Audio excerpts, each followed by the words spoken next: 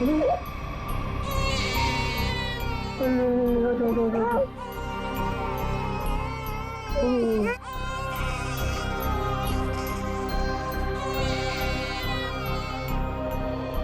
ऋषि कौन है? भावेश और ज्योति का बड़ा बेटा है सर। कितने बच्चे हैं उनके? सर भावेश और ज्योति के 2 बच्चे हैं। ऋषि 10 साल का बेटा जो हॉस्पिटल में भर्ती है, और ये बेटी रानी। सिर्फ 2 बच्चे? हाँ सर। क्यों? तो फिर ये बच्चा किसका है?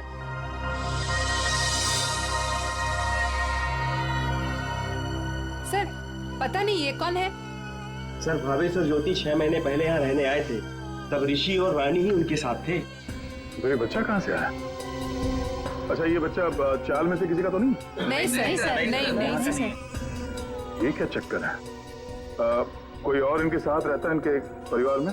सर ज्योति की एक बहन है मधु, वो आती थी यहाँ पर। आप लोग किसी मन्नू नाम के आदमी को जानते हैं? मन्नू? नहीं साहब, इस नाम का कोई भी आदमी इस चाल में नहीं रहता। अच्छा, ये भावेश काम कहाँ करता था? सर दिहाड़ी का मजदूर था भावेश। रोज काम के लिए चौराहे पे खड़ा रहता था, जहाँ भी काम मिल जाता वहीं चला जाता। सर कहीं है मन्नू भावेश के साथ तो काम नहीं करता था। सर ये बच्चा कौन है ये कैसे पता चलेगा? दुष्यंत, एक काम करो, पता करो किसी बच्चे की मिसिंग होने की रिपोर्ट लिखवाई गई है क्या, और पूर्वी भावेश और ज्योति के घर वालों को कांटेक्ट करो।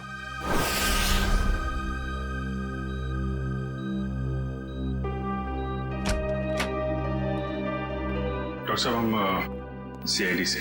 Hello sir. हेलो, ऋषि यही है? हाँ सर यही है। क्या हुआ सर? हम लोग इससे बात कर सकते हैं? नहीं सर, ये बात करने की हालत में नहीं है। ऐसा क्या हुआ इस बच्चे को? सर इसे किडनी की प्रॉब्लम है। क्या बात है सर, आप लोग यहाँ कोई प्रॉब्लम? एक्चुअली ऋषि के माँ बाप अब नहीं रहे। क्या? ओह माय गॉड, इसलिए इसके इलाज के लिए आज कोई रकम जमा करने नहीं आया। क्या मतलब? इलाज के लिए रकम?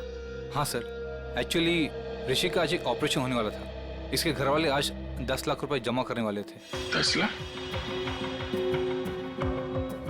ये वो लोग 10 लाख रुपए कैसे जमा कर पाते हैं? सर देखिए, 1 महीना पहले भी ऋषि का ऑपरेशन हो चुका था, तो तब भी उन्होंने 10 लाख रुपए जमा कर दिए थे। क्या? और सर इस ऑपरेशन के लिए भी उन्होंने पैसों का इंतजाम कर दिया था। मैं उन्हीं का वेट कर रहा था। सर आज मुझे इसे किसी भी हालत में ऑपरेशन करना पड़ेगा, वरना इसकी जान को खतरा है सर। डॉक्टर साहब, आप ही ऑपरेशन शुरू करिए, पैसों का इंतजाम हम लोग करेंगे। ठीक है सर, आप कहते हैं तो हम ऑपरेशन शुरू कर देते हैं। Okay sir.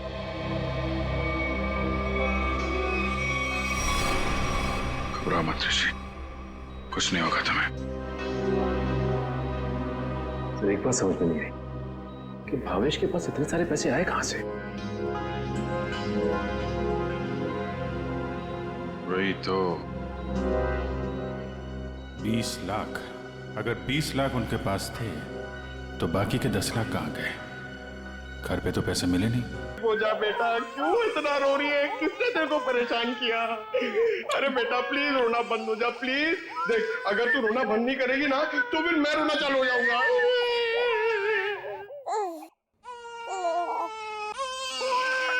अरे सर इसका कुछ करो ना सर, प्लीज इसको चुप कराओ ना।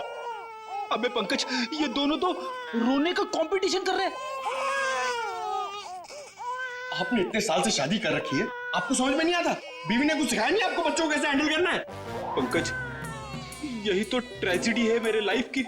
मेरी बीवी तो हमेशा मुझे ही रुलाती रहती है, ये नहीं किया, वो नहीं किया, तुम्हें चाय बनाने नहीं आती, कितना कम पैसा कमाते हो, हमेशा डांटती रहती है। चुप रहना तुम। एसीपी साहब ने सिखाया है। कैसे? मैं कोशिश करता हूँ। एसीपी साहब आएंगे, दूध मलाई लाएंगे, मुन्ने को खिलाएंगे, मुन्ना खूब खाएगा, चुप हो जाएगा।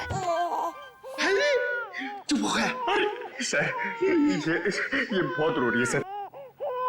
इसको भी चुप कराओ ना प्लीज। अबे नहीं, मेरी आवाज से ये वापस जाग जाएगा। तू एक काम कर, उस कोने में जा, एसीपी साहब का नाम लेके और कुछ भी गा ले। क्या गाँव मेरे समझ में नहीं आ रहा है। हाँ। गांव से 20-20 कोस दूर जब भी कोई बच्चा रोता है तो माँ कहती है बेटा सो जा वरना एसीपी सर आ जाएंगे।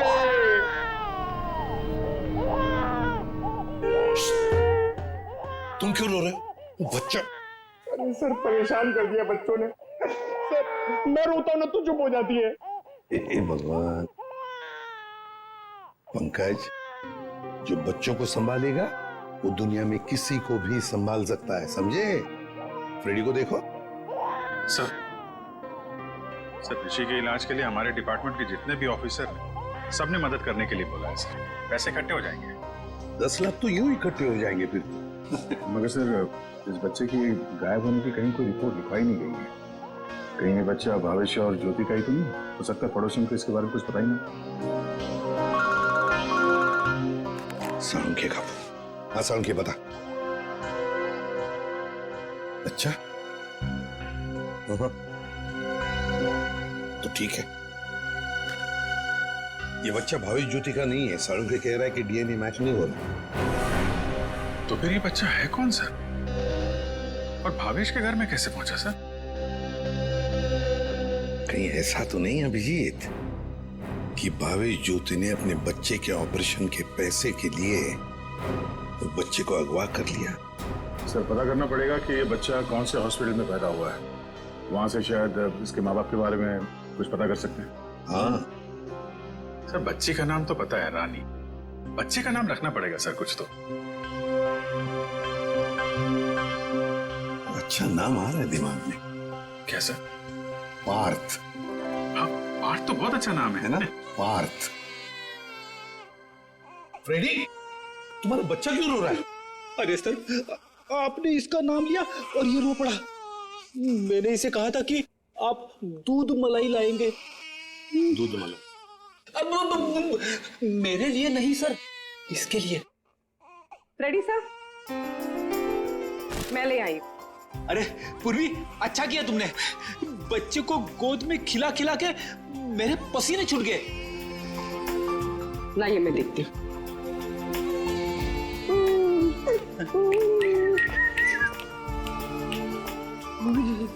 ले ले ले ले ले ले।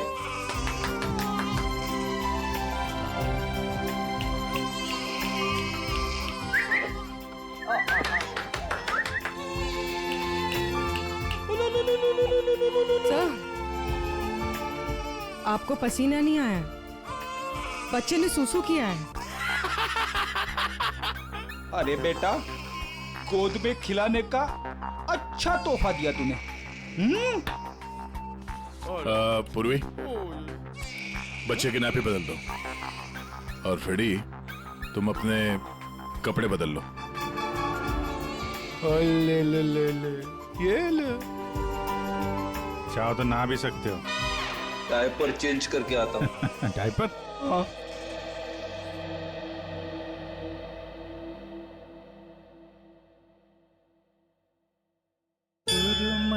अखियों में नन्हा मुन्ना एक सपना दे जा रे। सुरमई अखियों में नन्हा मुन्ना एक सपना दे जा रे। निंदिया के उड़ते पाखी रे, अखियों में आ जा साथी रे। रारी रारू ओ रारी रूम, रारी रारू ओ रारी रूम। सुरमई अखियों में नन्हा मुन्ना एक सपना दे जा रे।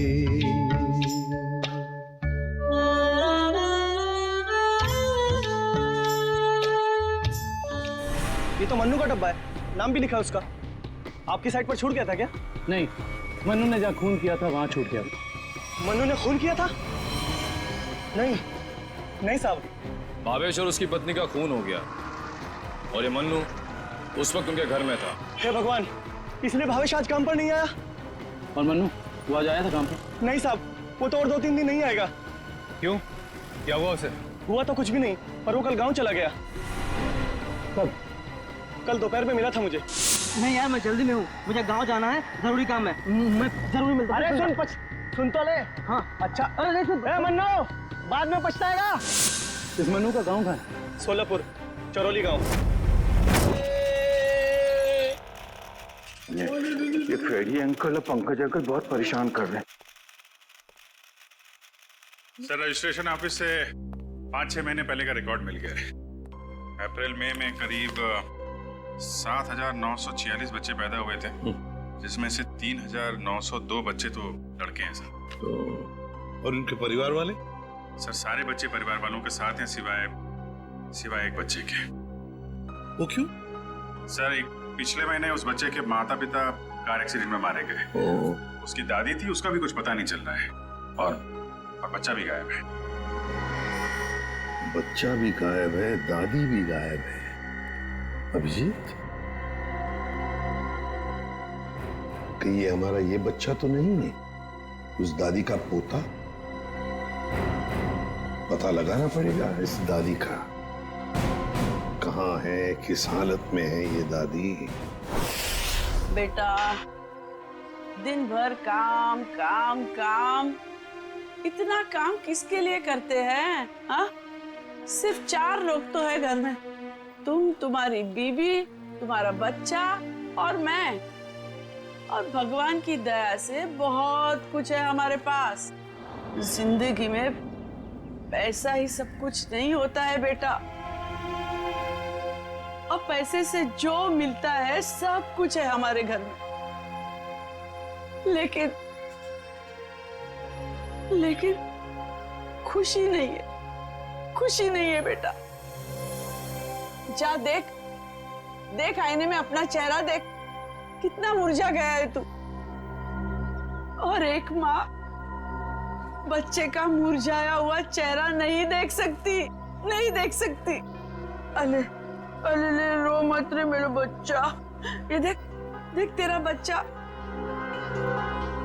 मेरा एक लौता पोता, इस घर का एक लौता वारिस। लेकिन टाइम है तुम्हारे पास इसके लिए? है टाइम? एक दिन ये भी मुरझा जाएगा, और उस दिन तू बहुत पछताएगा, देख ले, बहुत पछताएगा। लेकिन तुझे इसकी जरा भी फिक्र नहीं है ना? ठीक है, जा मुंह हाथ धो ले और थोड़ा आराम कर ले। हाँ, तब तक मैं तेरे बच्चे से खेलती हूँ। और ले लो लला रहे, क्यों रो रहा है बच्चा? अरे दूध चाहिए, दूध, भूख लगा है, दूध पिएगा? दादी दूध पिलाती, दादी दूध पिलाती। इतने बड़े दुख की बात है ना, इन्होंने अपना सब कुछ खो दिया। सच, अपना बेटा, बहू और अपना पोता भी एक ही झटके में सब खत्म हो। अरे दूध नहीं पिएगा? बाप की तरह भूखा रहेगा? हाँ, ठीक है, मैं तुझे सुलाती। हाँ, लल्ला लल्ला लोरी, दूध की कटोरी, दूध में बताशा, मेरा पोता करे तमाशा।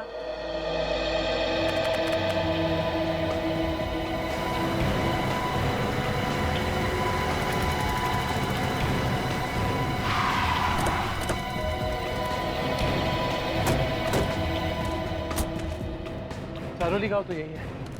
लोगों से पूछते हैं मन्नू का घर कौन सा है।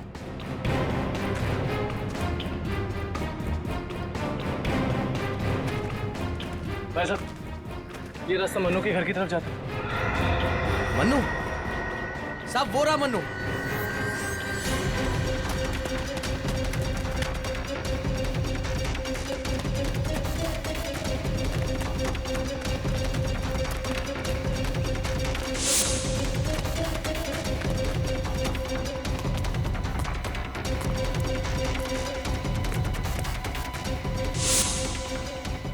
खूनी कितना भी भाग क्यों ना ले मनु, ये दुनिया उसके लिए छोटी पड़ी जाती है।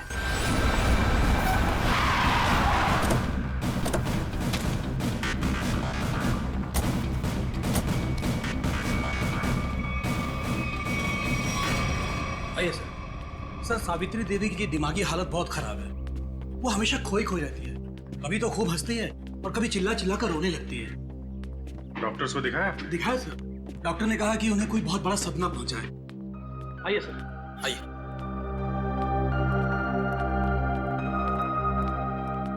सर, ये रही सावित्री देवी।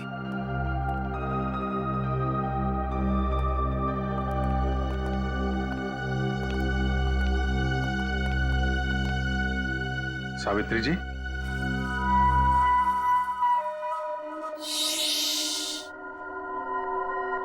मेरा लाल सो रहा है।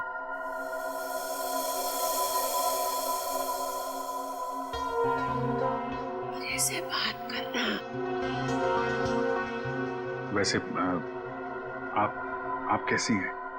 मैं अच्छी हूँ, भली चंगी हूँ, लेकिन तुम कौन हो भाई? हम लोग आपके दोस्त हैं। मेरे दोस्त? तुम कब से मेरे दोस्त बने? हाँ, अब अभी आपको देखा और दोस्ती हो गई। सच्ची? और ये सब कौन है? जी, हम सब भी आपके दोस्त हैं। बहुत अच्छा।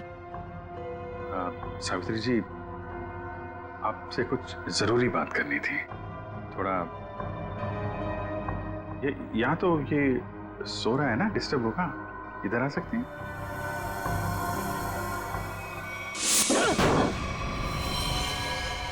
साहब, ना तो मैंने भावेश और उसकी बीवी को मारा है और ना ही मुझे उन 10 लाख रुपए के बारे में कुछ पता है। झूठ बोल रहा है तू मनु।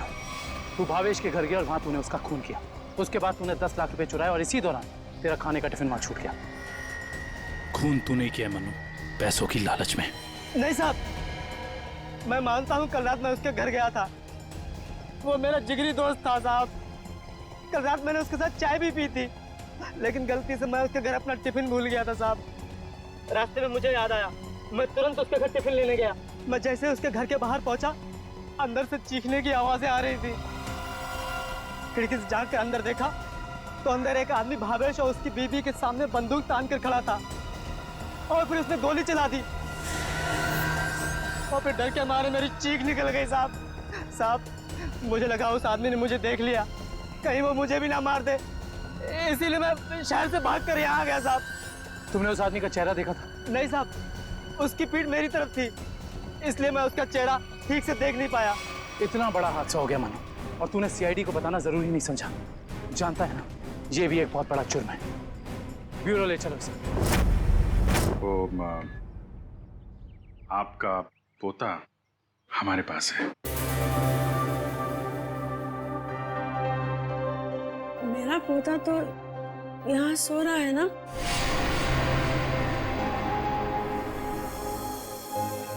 झूठी खबर।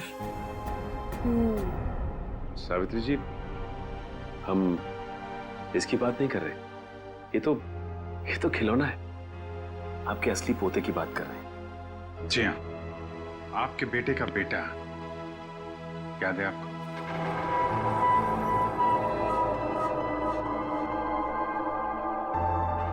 सावित्री जी, आपको अपना बेटा याद है ना? आपका बेटा, आपकी बहू, उनका बच्चा जो अब 6 महीने का हो गया है।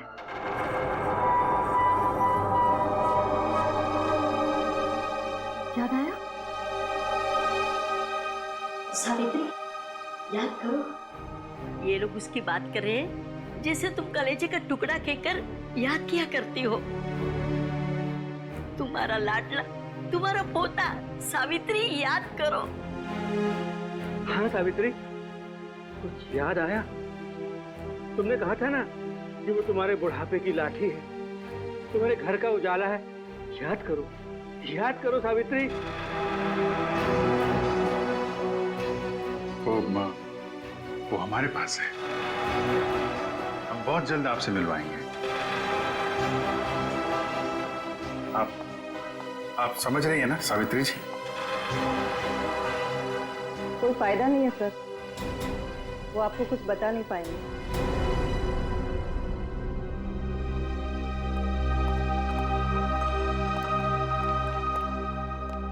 देखिए, हमारा ये जानना बहुत जरूरी है कि सावित्री जी के साथ ऐसा क्यों हुआ और इनके पोते का क्या हुआ।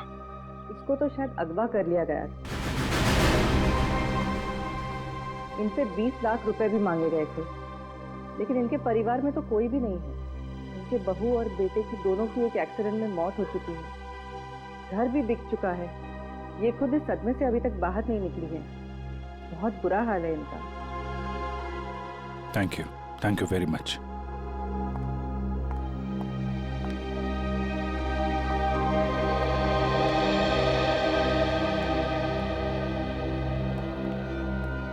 तो हमारा शक सही निकला।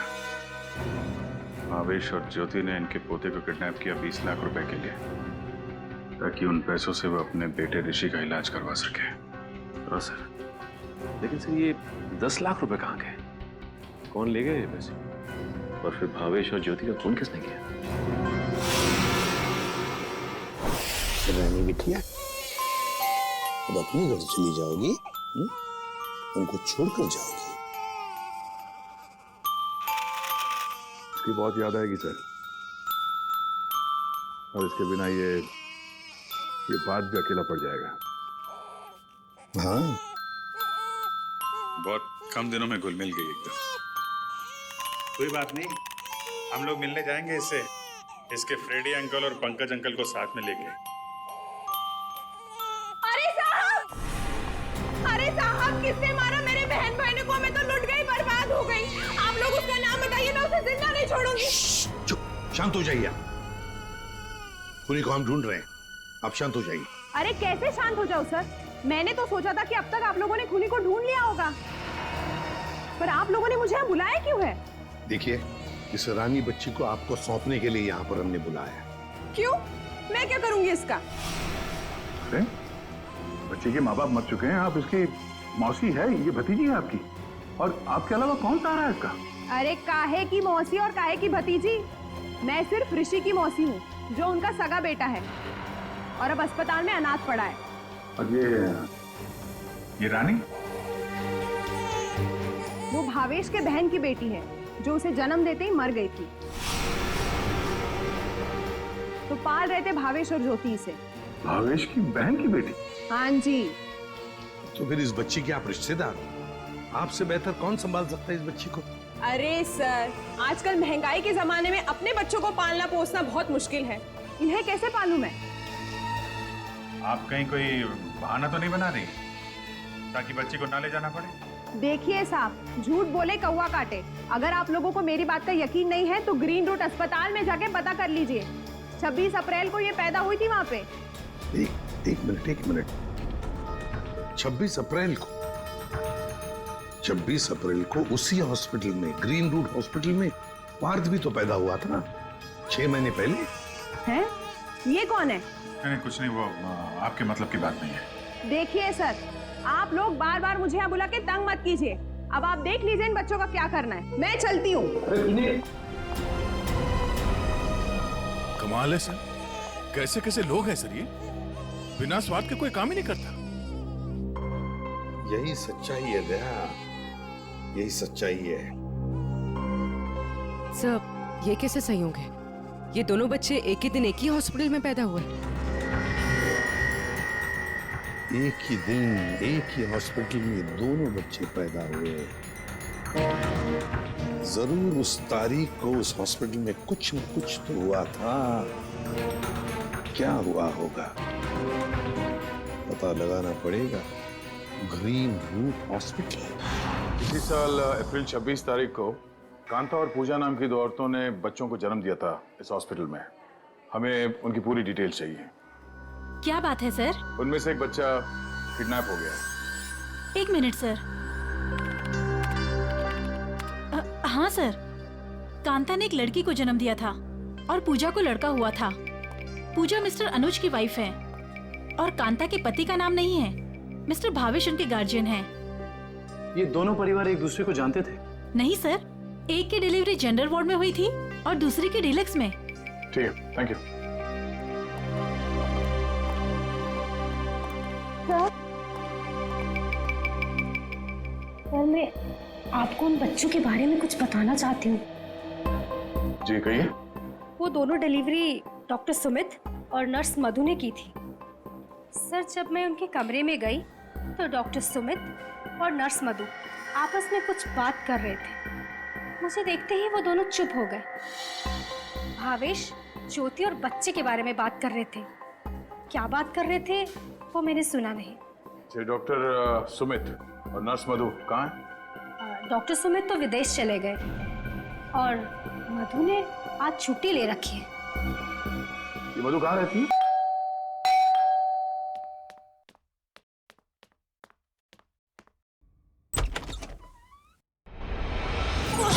कौन हो तुम? हाँ? कौन हो तुम?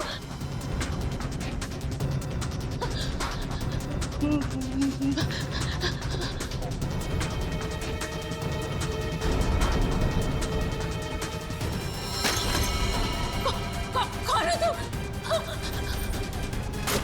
कौन हो तुम?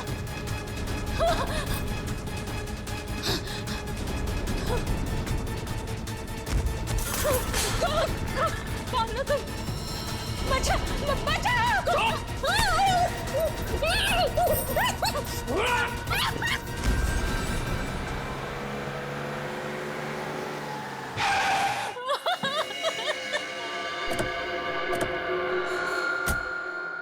मुझे छोड़ दो।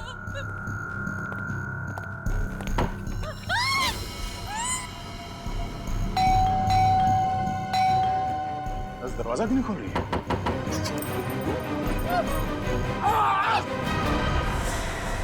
क्या हुआ? दरवाजा खोलो! दरवाजा खोलो!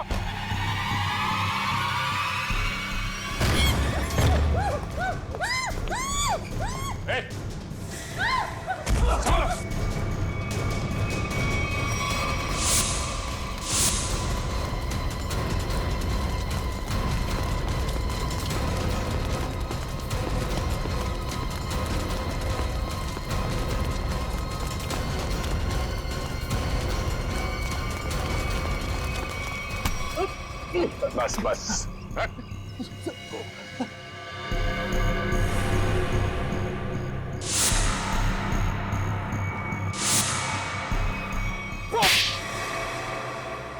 बच्चों को अगवा करने में मेरा कोई हाथ नहीं है। 6 महीने पहले मैंने सिर्फ उनकी अदला बदली की थी। जब वो दोनों पैदा हुए थे ग्रीन रूट हॉस्पिटल में। बस इसके अलावा मुझे कुछ नहीं पता। क्यों की थी अदला बदली? हाँ?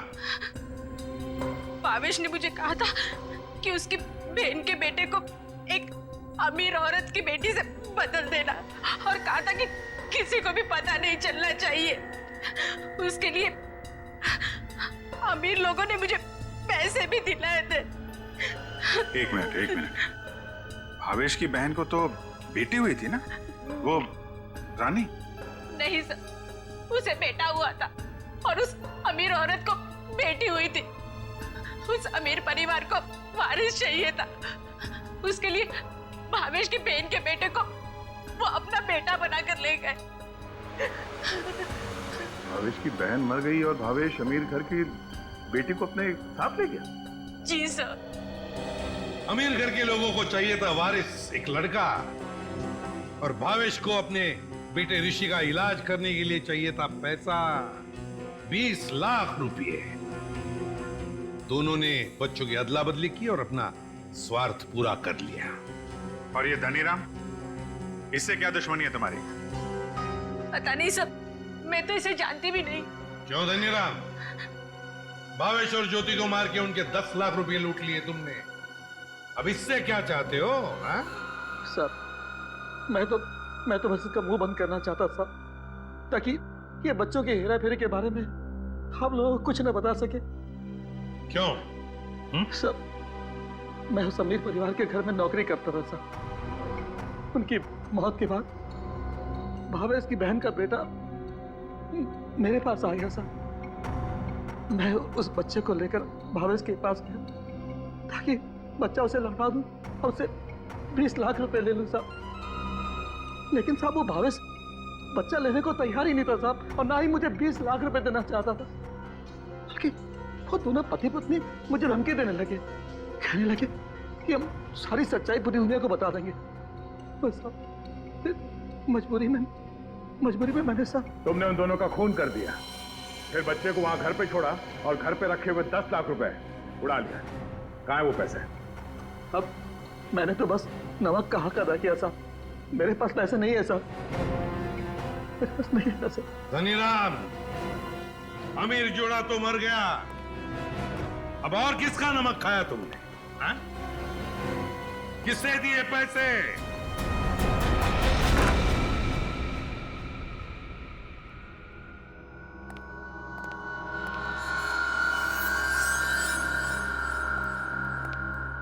क्यों किया आपने ये सब? देखिए, हमें सब कुछ पता चल चुका है, चुप रहने से कोई फायदा नहीं। हम समझ सकते हैं कि इस उम्र में जिंदगी से जूझना मुश्किल हो जाता है, लेकिन गुनाह तो गुनाह है ना। आपकी उम्र आराम से जिंदगी गुजारने की है, मगर आपने जो गुनाह किया है उसकी सजा तो आपको भुगतनी ही पड़ेगी। अफसोस गुनाह करने से पहले करना चाहिए था। अब चुप रहने से आपके गुनाह मिट नहीं सकते, आपको हमारे साथ चलना पड़ेगा।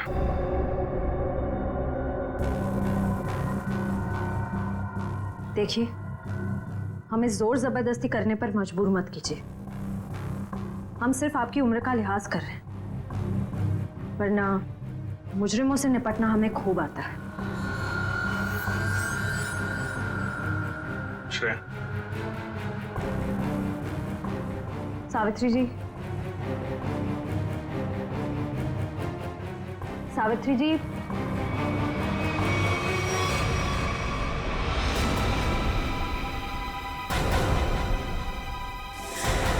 ये तो मर चुकी है। हाँ? यहाँ पे कुछ है।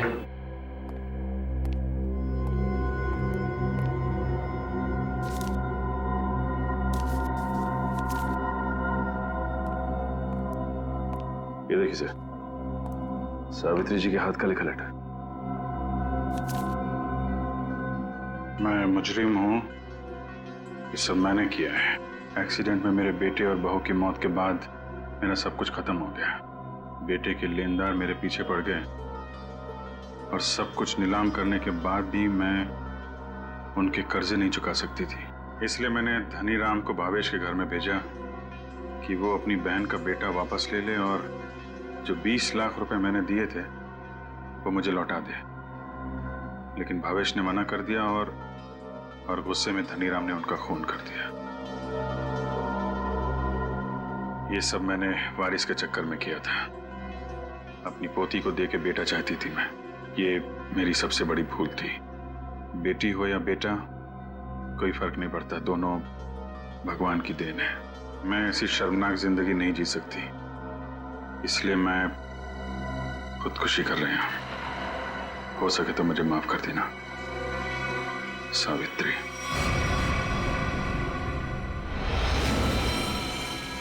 बहुत बुरा हुआ इनके साथ में सर।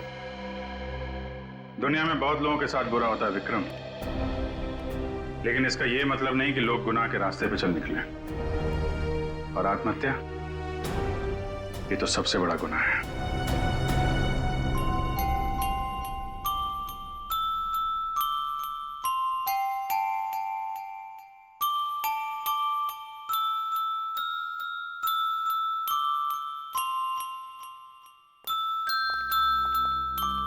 आप लोग प्लीज थोड़ी देर यहीं रुकिएगा।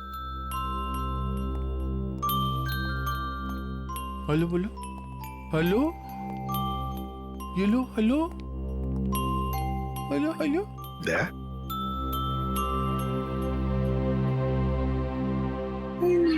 वो एनजीओ वाले आ गए हैं बच्ची को। सर मेरी एक रिक्वेस्ट थी सर, वो मैं जानता हूँ तुम बच्ची को खुद छोड़ने जाना चाहते हो ना, तो हम भी चलेंगे छोड़ने के लिए उसको। नहीं विजित, वो बात नहीं है। सर मुझे दया, जरा सोचो, बच्ची को हम भी रखना चाहते हैं, रोज हर रोज उसके साथ खेलना चाहते हैं, देखेंगे हम उसको, लेकिन हम उसकी अच्छी तरह से परवरिश नहीं कर पाएंगे। ये बच्ची एनजीओ में जाएगी तो बाकी बच्चों के साथ बड़ी होगी, सीखेगी, है ना? इसके फ्यूचर का भी हमें सोचना चाहिए।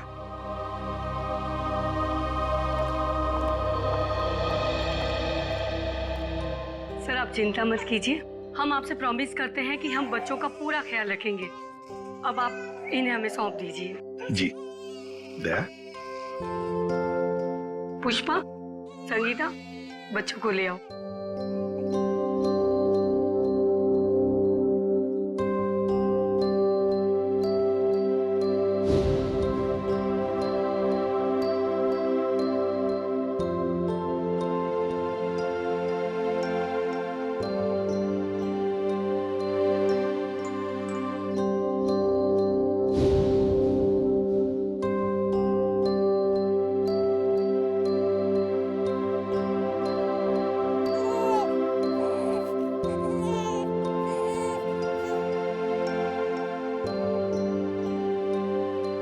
सर हम ऋषि की भी पूरी जिम्मेदारी उठाने को तैयार हैं। उसकी हर सुविधा का हम ख्याल रखेंगे। पता है मुझे, लेकिन देखिए ऋषि के इलाज के सारा खर्चा सीआईडी उठाएगी। ओके जी, थैंक यू। Thank you. सुरमई अखियों में नन्हा मुन्ना एक सपना दे जा रे, सुरमई अखियों में नन्हा मुन्ना एक सपना दे जा रे।